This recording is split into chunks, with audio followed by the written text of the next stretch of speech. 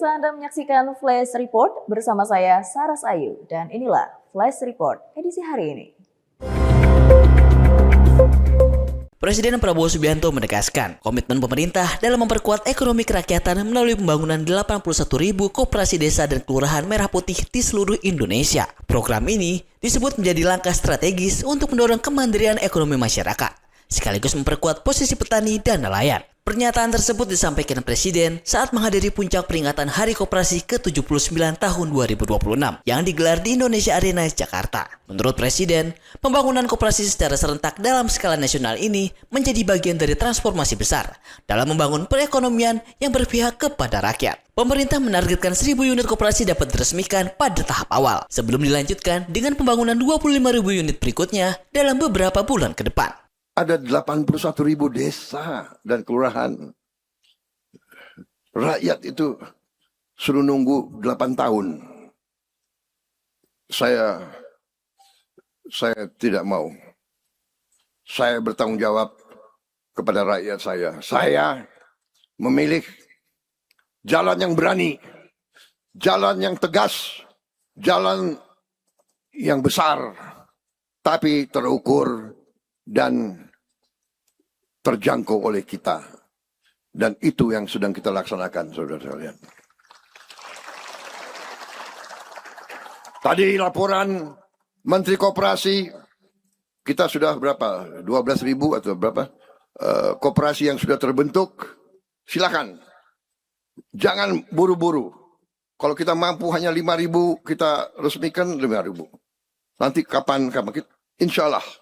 Langkah 1.000 kilometer dimulai, ya, perjalanan 1.000 kilometer dimulai dengan satu langkah.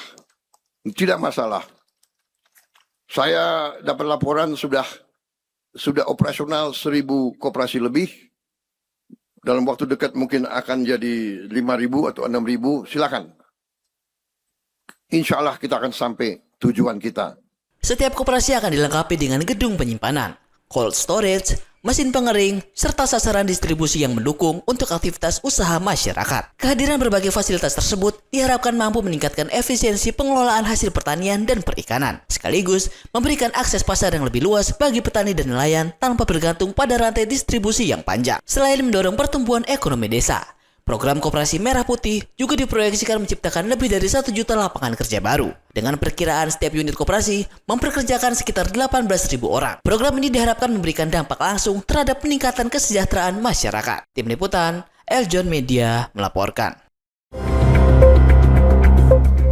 Konflik antara Amerika Serikat dan Iran kembali memanas setelah kedua negara saling melancarkan serangan rudal dan drone ke sejumlah target strategis di kawasan Teluk. Eskalasi terbaru ini menjadi salah satu yang paling serius sejak konflik dimulai pada awal tahun. Iran dilaporkan memperluas serangan ke sejumlah fasilitas militer Amerika Serikat di kawasan Teluk. Di saat yang sama, Teheran menegaskan kembali menutup Selat Hormuz yang selama ini menjadi jalur utama pengiriman minyak dan gas dunia. Serangan juga dilaporkan menjangkau Qatar, sementara Uni Emirat Arab menyatakan berhasil menggagalkan sejumlah rudal dan drone yang diluncurkan Iran melalui sistem pertahanan udaranya. Di pihak lain, Komando Pusat Militer Amerika Serikat atau CENTCOM menyatakan operasi militer terhadap target di Iran masih terus berlangsung. Washington menegaskan langkah tersebut dilakukan untuk menjaga kebebasan pelayaran internasional di Selat Hormuz dan melindungi kapal-kapal sipil. Di tengah memburuknya hubungan kedua negara, kondisi ini sekaligus memperkecil peluang keberhasilan kesepakatan sementara yang sebelumnya diharapkan dapat mengakhiri konflik melalui jalur diplomasi. Sementara itu, penutupan Selat Hormuz memicu kekhawatiran terhadap pasokan energi dunia karena jalur tersebut menjadi salah satu rute penting pengiriman minyak dan gas alam cair global. Meski demikian, pemerintah Amerika Serikat menegaskan pasukannya tetap ditempatkan di kawasan Teluk untuk menjamin kebebasan pelayaran internasional dan menjaga keamanan jalur perdagangan global. Washington juga menyatakan telah mencabut izin penjualan minyak mentah Iran sebagai respon atas serangan sebelumnya terhadap kapal-kapal dagang. Pemerintah Amerika Serikat menilai langkah Iran merupakan bentuk agresi, intimidasi, dan ancaman terhadap stabilitas kawasan. Tim Liputan, Eljon Media melaporkan. Demikian Flash Report kali ini. Ikuti terus berita terkini seputar pariwisata, bisnis, dan investasi di eljonnews.com.